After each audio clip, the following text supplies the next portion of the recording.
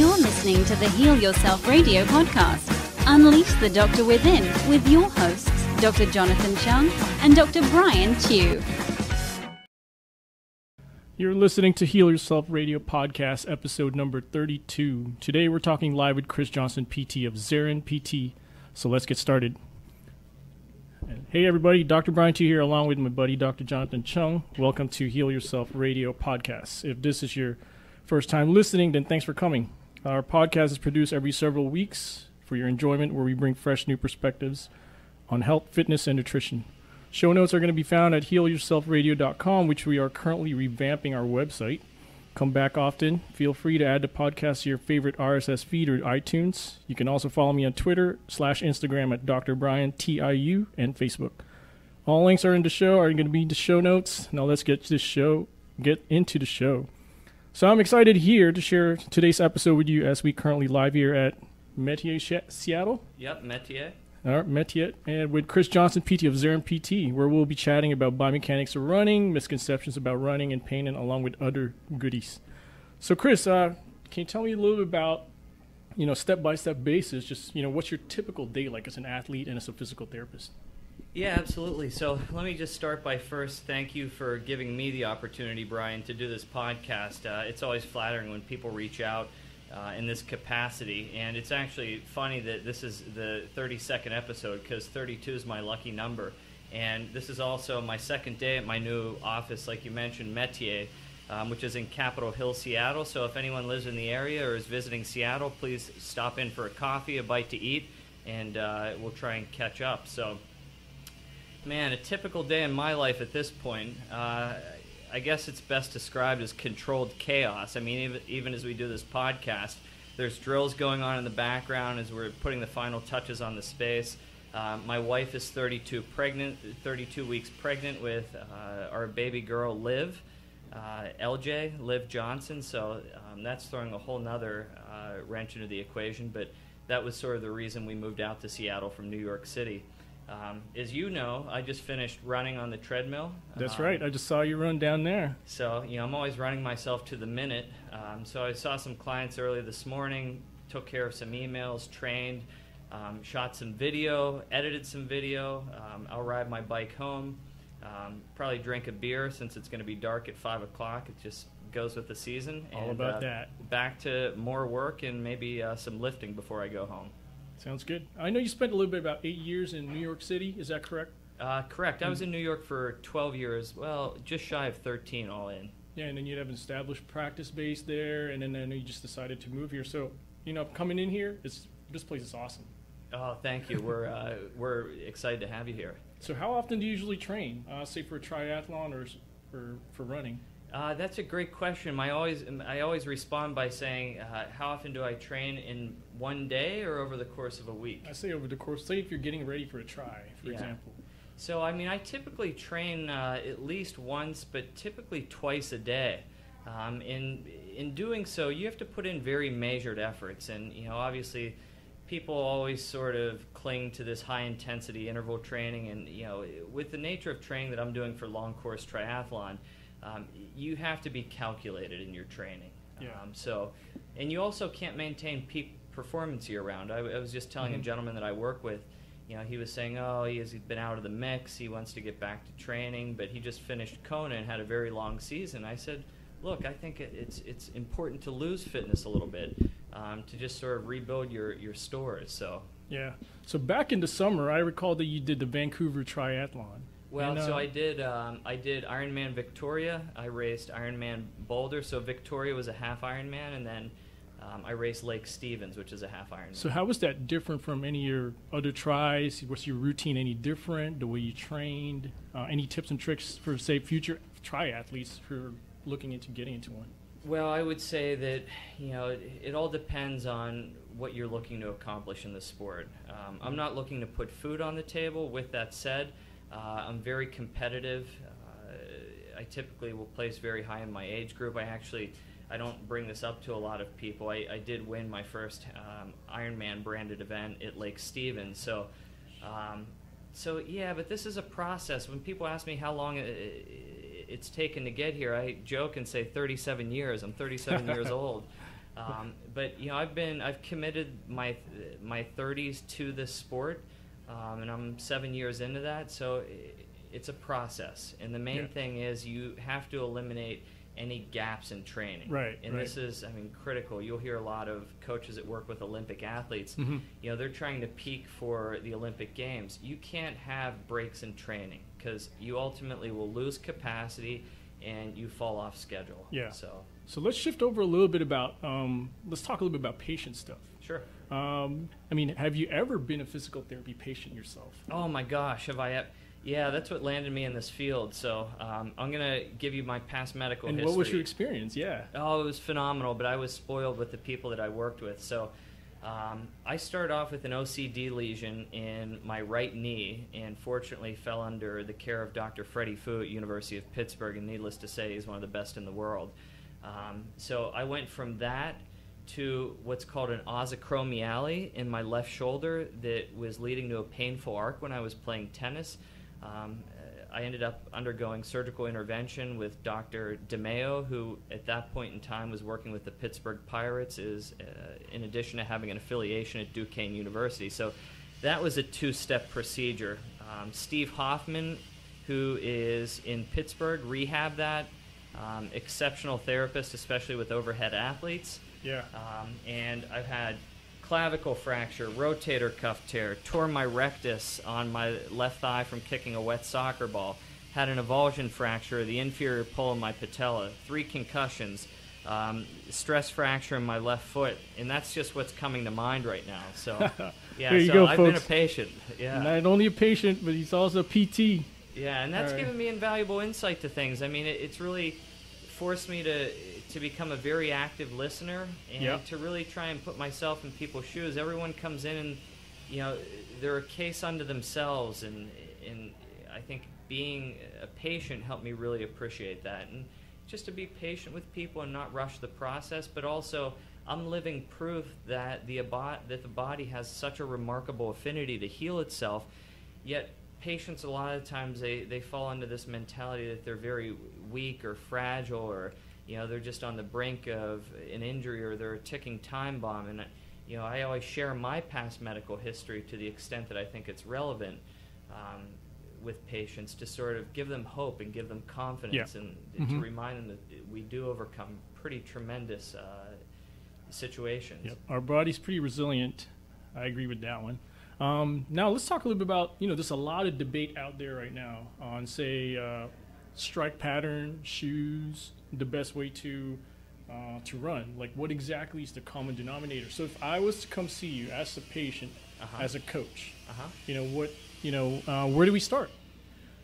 So you have to. There are two walks of life that reach out to me. People who are injured and desperate, and I tell people the only patients that come to see me are those dealing with pain and are desperate to get back to their sport. Or I have performance athletes that are working with me. Yep. So you have to really look at the whole spectrum. What's someone's level of experience with the sport? What's their past medical history? What are some of their impairments or weaknesses that need to be addressed? What's their capacity as a person? I want to make sure they can at least get through their day, let alone talk about meeting the performance demands of their sport. Right. So again, my instinct is never to fix something or try to work with someone that's not broken. So again, there are a lot of questions, I guess, that you just posed to me. So why don't we go through each sort of topic? Yeah, sure. So let's talk a little about is there any prerequisites for someone who, say, has an injury to get back to running? Like, what are your prerequisites for that? Great question. So I make the runners that I work with who are coming to see me that have a true tissue injury, and I specify that because I think a lot of times runners are, may fall into a pain state, which is more of a sensitivity issue. But for example, I saw a fellow earlier today who had a calf muscle strain, so a tear of the medial head of the gastroc. So my criteria are very simple because running is a very simple activity. Yes. And I feel like this often gets overlooked. So for someone to return back to running, you have to say, well, what is running? And running is essentially bounding from one leg to the next. So it's a low-level plyometric activity, if that's not an oxymoron saying. So, first and foremost, you have to get runners upright on the one leg. Okay. Because runners are... Sounds easy enough. Yeah, sounds easy enough. So runners are in contact with either one or none. So you have to understand that dissimilar to walking, running involves a float phase. Yep. Okay, so they have to be able to fully weight bear through the affected extremity. Okay, and they can have a little bit of a wobble, but they shouldn't be relying on an arm strategy, or shouldn't have a marked wobble, or trying to avoid loading the affected extremity. From there, they need to be able to progress a leg over the foot. Okay, especially recreational distance runners. Now, sprinters don't require the same amount of ankle dorsiflexion relative to recreational distance runners. Okay. So, but most of the time, I would say it's recreational distance runners that are going to be coming in to see you. Yeah, to see us as physical therapists. Yeah. Now, I deal with a lot of performance athletes, but still, most outpatient therapists, it's going to be recreational distance runners. So, so they need to be able to fully load through the affected extremity. They need to be able to progress the leg over the foot. They need to be able to tolerate open as well as closed chain contractions. Yes. Okay, so step up, step downs, stuff like lunges.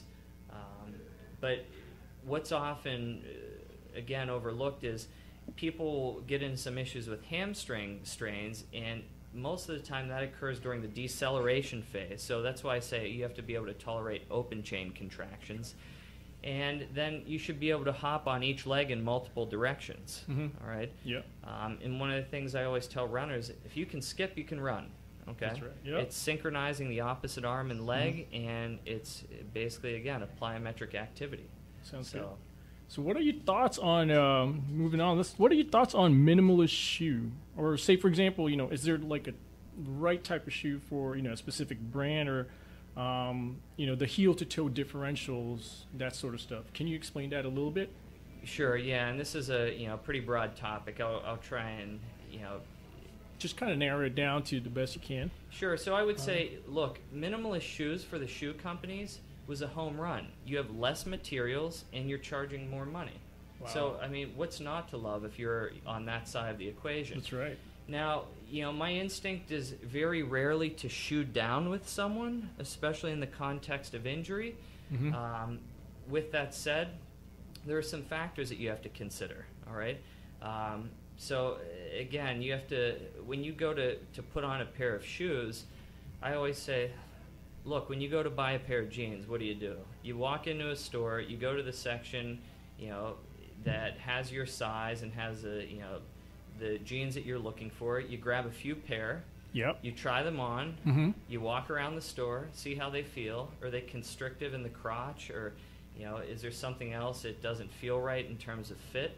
Are there any points of irritation? And then you settle on a pair. And then you screen them to make sure there's no rips or holes or weird stitching patterns that may be a manufacturer's defect. And then you go out and you use them. All right? I guess. That And sounds pretty simple enough, huh? Well, it is simple. And then, suddenly someone goes to buy a pair of shoes and all hell breaks loose. So how can I avoid picking the wrong shoe? Or, if I go into a store, just try to put it in, see how it fits, run around. Well, there are a couple things that I think that we all have to agree on. Make sure that you screen the shoe for manufacturer's defects. And I have a bunch of videos online. If you search Chris Johnson PT and shoe screening, that will pull up some of those screens and assessments. I think we have to accommodate the forefoot. All right. Yep. The last thing we want to do is pinch the forefoot. All right. And then saying, who's the runner that we're talking about? What's their level of experience, and what are the shoes going to be used for? Yeah. Okay.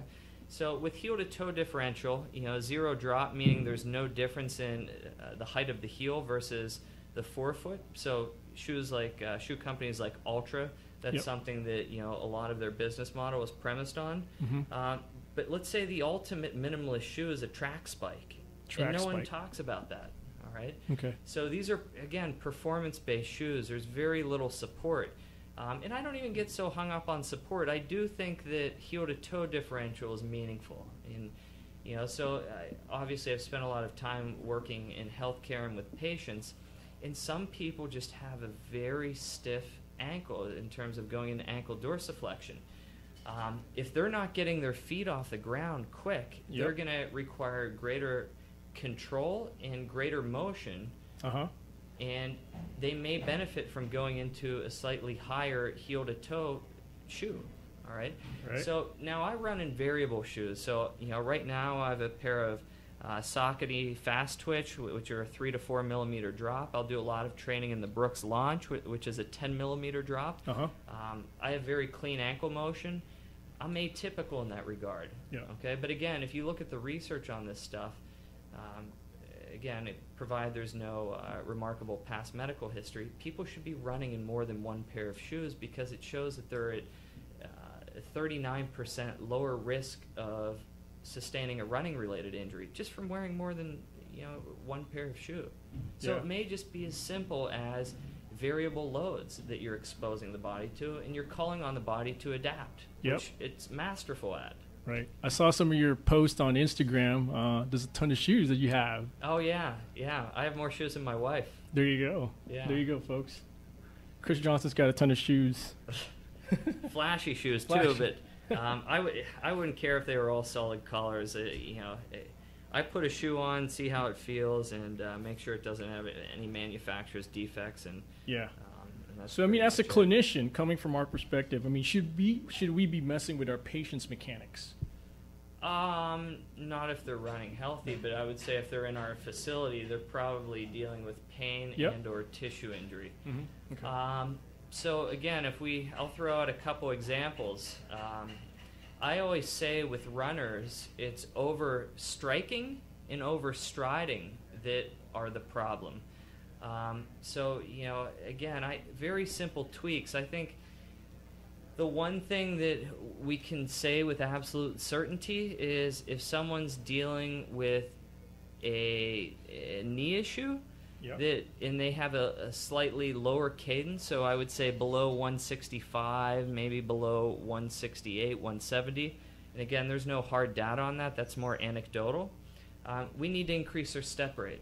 And Brian Heiderscheit, Rich Willey, Rachel Leonard have all done great work in this area. And this is awesome. A 5 to 10% increase in step rate is very meaningful. So one of the things I always tell the runners is 5 will give you 20. Okay. And what I mean by that is a 5% increase in step rate, assuming velocity is kept constant, leads to a 20% reduction in energy absorption at the knee. Awesome. Amazing. Okay. That's awesome. And we can ramp that up to 10%. Once you go above 10%, it occurs at a metabolic cost. Yeah. Okay, so it seems that it's more important that we reduce the magnitude of loading, but it's okay to increase loading cycles. Okay. Provided that you don't go above 10%. Awesome. So how simple is that? You have someone run, you just give them a metronome, say, turn your feet over, stay in sync with this, and there's a presentation I just recently looked at by Neil and colleagues. It showed a very simple cadence retraining protocol. In that instance, I wouldn't necessarily fool with I wouldn't bring up biomechanics. I would just say, let's increase your step rate.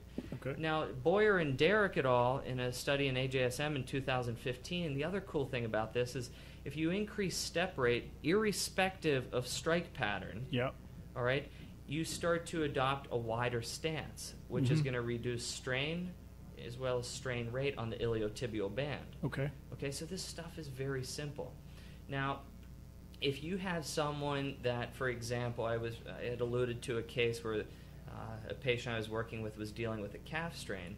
Well, he was running with a 4-foot strike pattern, which may have worked for him for a while, but then he ended up sustaining a calf strain. He can't run on his 4-foot anymore. He's going to get pushed back because we know that biases the load to the calf muscle complex.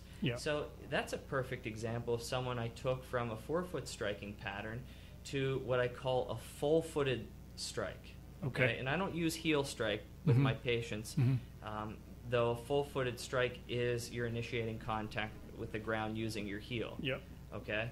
And that's, believe it or not, what solved his issue. Now, again, I'm big into variability. So when people say, "What's your strike pattern?" I say, "Well, I do them all. It depends on the context." Yeah. But most of the time, if you're racing and you're breaking down, you're going to end up going to a heel strike. We see it with all the world's most gifted runners, between road racers to look at all the folks who are going top 15 in Kona. They may start off with a mid-foot or forefoot strike pattern, but they're predominantly using heel strike towards the end. Daniela Reef, who just lit up the course this past year, straight up heel strike. Wow. No doubt about it. So, yeah. Okay. So I'll leave you with this one final comment. All strike patterns work until they don't. There you go, folks. So if you're a clinician, you should keep that in mind. So let's talk a little bit about pain. There's a lot of stuff going on out there in the social media right now, misconceptions about pain, people talking about flexing their spine is a bad idea. I mean, they say it's so great, but flexion is just as important as extension. Sure. But my question is to you, from your perspective, is why would someone correlate this with back pain, or say in runners, for example, or triathletes, or in whatever you see? Well, so again, it's a great question. It's such a hot topic, and I think that the whole pain science movement has been incredible. I think the pendulum swung very far from one extreme to the next. We sort of went from a very biomechanical pathoanatomic model all of a sudden to it's all in your head and pain's an output of the brain, and that's just how things sort of got misconstrued. And I recently put up a quote, or I wrote a post, and the people I know who are very masterful with the pain science weave it into their clinical care in a manner that is almost not even perceived by the patient. Yeah. It's sort of challenging misconceptions or inaccuracies in their understanding. Mm-hmm. So, patient, it's very unhelpful to say, "Oh, pain's in your brain, la la la." You want to weave it in so you're not pushing pain signs down someone's throat. Yeah. Ultimately, we need to provide solutions for people and to refine their understanding of their situation, which a lot of times takes more time than people think. So with the runners and the triathletes that I see, I very rarely see low back complaints with a lot of the runners. Mm-hmm. And I'm always surprised. Now, that may be a function it's more lower extremity, would you say, that you see? Well, yeah. If you look at the injury patterns in the research studies, I mean, you look at Ida Booth's study, you look at the classic study from Jack Taunton. Most recreational runners will deal with injuries at the level of the knee and distal. Mm-hmm. So the faster you run, the more the forces shift upstream. Yeah. I mean, you'll never see a sprinter be running down, down the lane in a 100-meter dash, and then they pull up lane with and holding their knee. They're going to their high hamstring. Okay. Mm-hmm. So yeah, most of the recreational distance runners will end up experiencing things like patellofemoral pain, medial tibial stress syndrome, plantar fascia symptoms. Yeah. Like iliotibial stuff. Yeah, ITB, which I consider, that's a lateral knee issue. And then with the sprinters, you'll see these high hamstring complaints. Yeah. So with triathletes now, we throw triathletes into the mix. A lot of their low back complaints stem from spending countless hours on the bike. Yep. And Vincenzo et al.'s work has shown it's back and neck pain primarily in triathletes. That could be a number of factors. It could just be hanging on these tissues for a while. It could be a lot of times just poor bike fit. Yeah. And it's amazing. I'm always telling the triathletes I work with they need to get fit from my colleague because I think that's something that often gets overlooked. Right. So speaking of, say, the iliotibial band, what are your thoughts on foam rolling? So people have asked about that. Interesting thing is I actually wrote an article on this one. Mm-hmm. That I you're setting me up here. So yeah, let's find what are your thoughts on the foam rolling, the ITB? Well, I would say you're pretty familiar with my work. Do you ever see me demonstrating any foam rolling videos? Rarely. There you go, folks. Yeah. So again, I don't know. I do it. It hurts, and that's all I know. If it hurts, don't do it. Well, Do I think it has its place? Yes, I think there's still a lot of work that needs to be done in terms of understanding the exact mechanism by which it's working.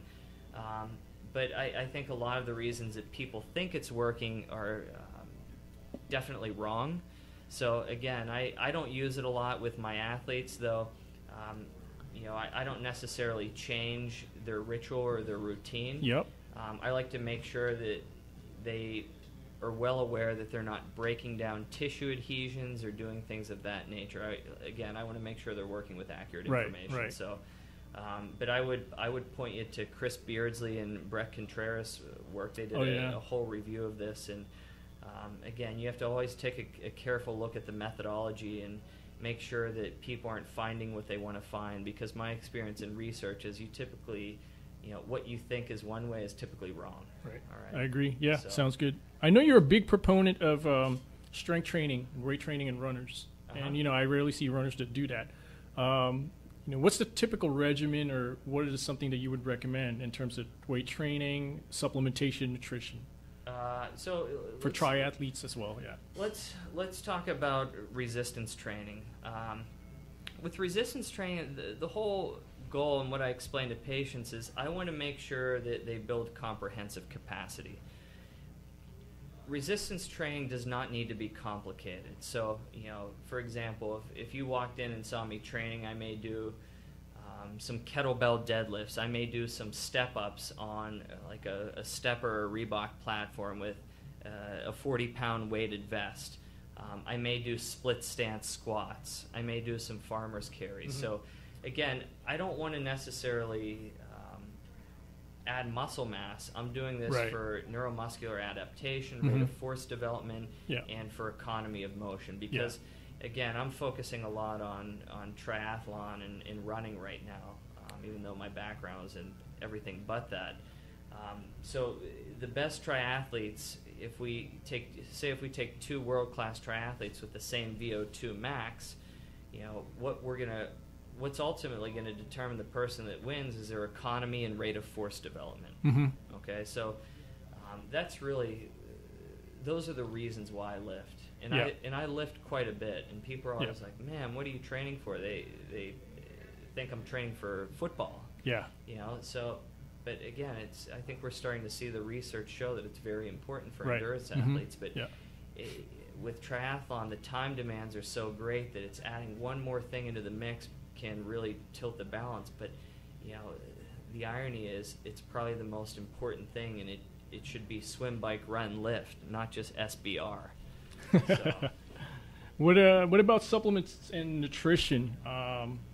What is the typical? If we open your cabinet today, what would we see? Your kitchen cupboard. Well, let me preface this by saying that I'm not a nutritionist, and as Mark Twain said, there's no one dumber than a smart man off topic.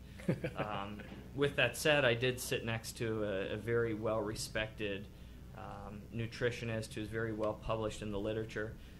So if you look into my cabinet, you'll see coffee, you'll see tart cherry juice, you'll see beet juice. So tart cherry juice, you search Malachi McHugh, or McHugh, M-C-H-U-G-H, M-P for his initials, and tart cherry juice on PubMed. And then Andy Jones and his group has done incredible research with beet juice. And outside of that, I drink beer. Hopefully no one curses me for that. So those are the four things that you're going to see. Awesome. So the beetroot juice, the beet juice is pretty much for nitric oxide. Is that correct? Yeah. I understand there's another gentleman straight out of, I think, UK who's very into that research. His name is, you can find him on Twitter, Andy Beetroot as well. That's probably Andy Jones. Oh yeah, Andrew Jones. Yeah. That's right. That's correct. Yeah. So he's spearheaded a lot of that research. Yeah. Which continues to change, and I think people aren't necessarily up to snuff. So again, that's the beauty of research. It comes with the date. So we're about to kind of right now wrap up just a little bit. But before we do that, what I'd like to do is ask you some questions. Sure. Some fast, quick questions and quick answers here. If today was your last day, what are your top 3 tips that you want to leave with us? Top 3 tips. first and foremost, never violate the RTF rule, rush to failure. I see too many people trying to make quick gains, and they're making headway, and then they get sidelined with an injury. Understand that the body has a remarkable affinity to heal. So even though you may feel fragile, tight, weak, that you are not your thoughts, and never compromise sleep and eating well. All right. So when I started having good results with my racing and a lot of my performance training, I attribute that to getting hitched with my wife, who is just phenomenal with food. I didn't start changing too much in terms of my training. I started sleeping and eating better, and bang, so it's the simple stuff. Yeah. Yeah. There's no, when people talk about tips and tricks, I hate that. It's, I don't think there are tips and tricks. I think those lead to long cuts, even though people think they're shortcuts. Yeah. So it's more for longevity. Yeah. Yeah. Okay. Aside from being a physical therapist, excellent clinician in the clinical stuff, is there a book that you are currently reading that you would give out as a gift? Well, I'm laughing because I'm reading all these baby books right now. What to expect when you're expecting. Congratulations on that one, by the way. Oh, thank you. I love the book called The Athlete's Way. More for the quotes than anything. So that's something you can find on Amazon. But for anyone who's an avid sportsman, I think that's a great buy. Yeah. So this might be a weird question, but what do you think is the number one reason why most people fail in running, or say taking care of their pain or issues like that? Not a weird question at all. I think people don't treat running as a skill, bottom line. Okay. And I wrote a post about this, and if you watch a golfer operate and try to improve their golf game, they go to the range, they work through the whole bag of clubs. They're not just going out and playing the course all the time, which is completely opposite relative to runners.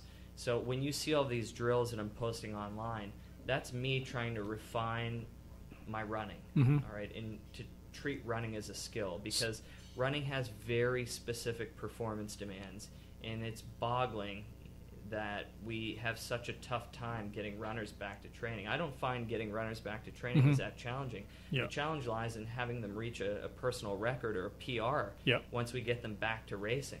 And that's how I define success. Yeah. I find getting runners back to running is it's challenging, but we should be able to win a lot more than we are. Yeah. So what are the specific roadblocks to watch out for, and how can we overcome those roadblocks? Roadblocks, I think, just reading too much of the lay press and not really being critical of the source. Yeah. On one hand, you'll have there's some incredible people out there. I mean, the list is too long, but I'm going to throw some names out there. Jay Deshary, Greg Lehman, Tom Gooms doing some great work over in the UK, Derek Griffin, Brian Heiderscheit. The list goes on and on. Now, I'm in the know, I guess, so I appreciate these people. Matt Phillips, another person. Oh, yeah, these folks are all on Twitter, and they're huge. Very accessible. They're very accessible. So I try to share their work a lot because I think they're on point. I think if you read an article in a magazine, that makes everything seem rosy, that you should be wary, and it'll never come down to just basically wearing one specific type of shoe that's going to solve your problems. Treat running as a skill, and don't rush the process. Make very good decisions when you feel like you're perhaps on the brink of an injury, and understand that unless there is something traumatic that happened, whether you rolled your ankle, got hit by a car, most of the time you need to look at your ecosystem. That may be getting more sleep, it may be perhaps nutritional, it may be just building capacity. It could be something going on in life related to social situations, or emotions. So again, always think of engendering the right ecosystem, and the body will take care of itself. Yeah, sounds good. So you did mention some of the videos that you put out. Can you tell us a little bit about that, and where can we find it? I know you also have a blog that you write pretty frequently with really awesome and interesting topics. can you just tell our listeners how can we get hold of you?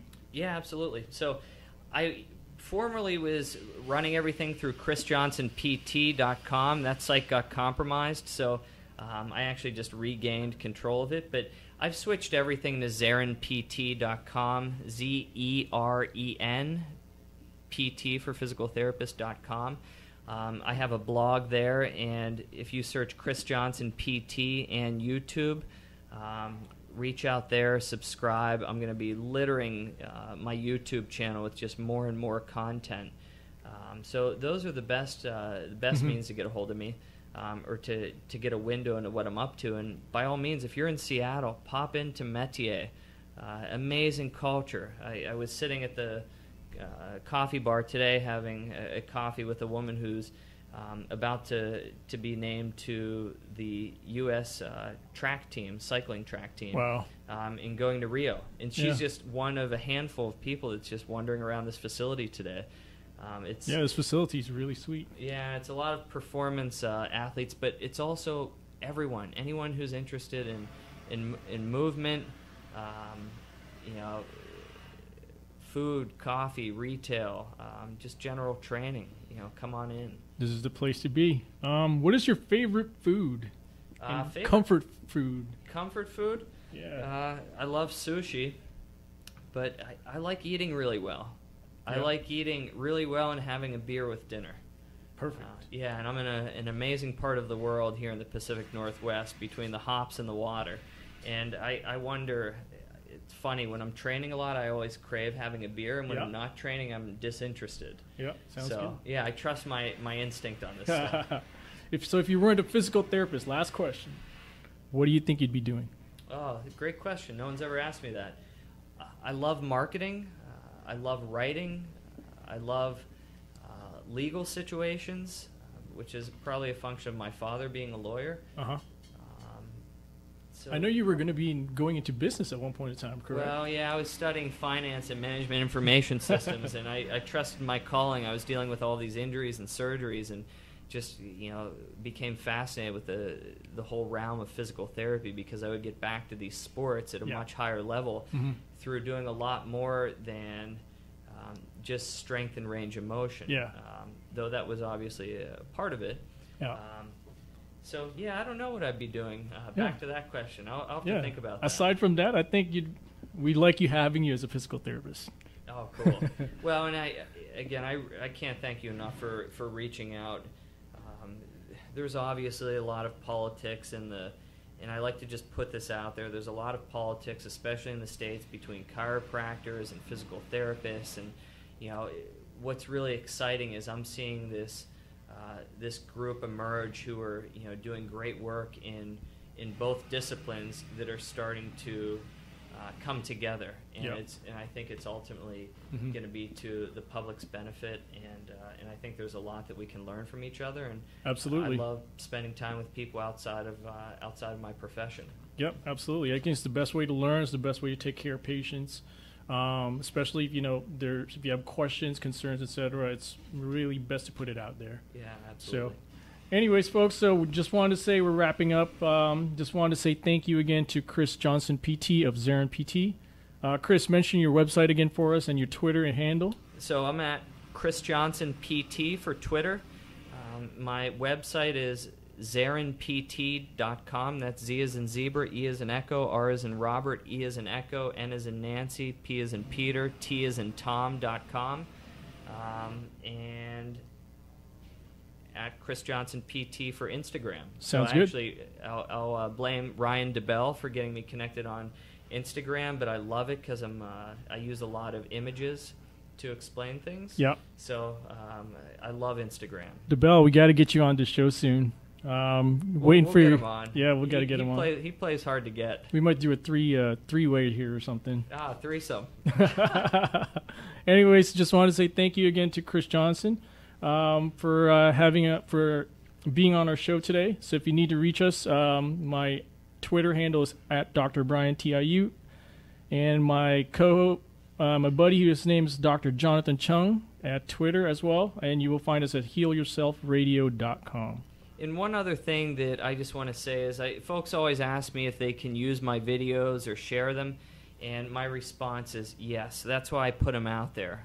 I want them to be a resource. I keep a lot of the videos silent because I don't want to pigeonhole you into a certain explanation or a certain verbiage. So you plug in what you want, but I just want to really provide the best models of performance that I can, and save people some time and money, and almost use them as a home exercise program for people. Awesome. Sounds good. Again, listen to what he just said, and we shall see you again on our next episode. Thank you. Thanks again, Brian.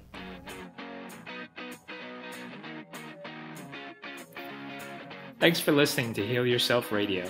If you like what you hear, show us some love on iTunes by writing a review or by sharing with your friends. We love interacting with our listeners. You can follow us on Facebook at facebook.com/healyourselfradio. You can find me on Twitter at Dr. Jonathan Chung. And you can always come to our website at healyourselfradio.com and interacting with us in the comments section. Hope you enjoyed the show. We'll see you next week.